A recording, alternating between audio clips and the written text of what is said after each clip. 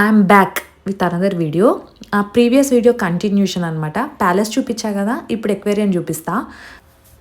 ఎక్వేరియంలో ఏముంటాయి, ఫిషెస్ ఉంటాయి అని అనుకుంటారు కదా. నేను కూడా అదే అనుకొని పోయినా, ఏదో టైంపాస్ చేద్దామని వెళ్ళాను అనమాట.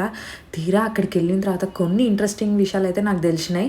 అది మీతో చూపిస్తా. అండ్ నాలాగా ఫొటోస్ పిచ్ ఉన్న వాళ్ళైతే ఇక్కడ ఫుల్గా ఫొటోస్ దిగచ్చు. అండ్ చాలా చాలా బాగుంది. పిల్లలు అయితే ఫుల్గా ఎంజాయ్ చేస్తారనమాట. ఇక్కడ ఒక ఫిష్ని చూసాను నేను. అదైతే వరల్డ్ మొత్తంలో 4 ఉన్నాయంట. అందులో ఒకటైతే ఇక్కడ ఉంది. సో ఇక్కడైతే కనిపిస్తుందా మీకు, ఇదే ఆ స్పెషల్ ఫిష్.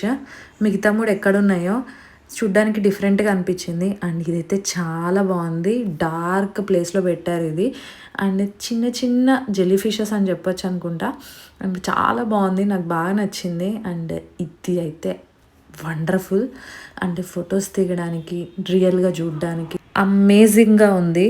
బట్ కెమెరా అయితే న్యాయం చేయట్లేదు అనిపిస్తుంది. మీరు ఇందులో చూసిన దానికి, రియల్గా చూసిన దానికి చాలా డిఫరెన్స్ ఉంది. బెంగళూరు వెళ్ళిన వాళ్ళు ఎవరు మిస్ అవ్వద్దు.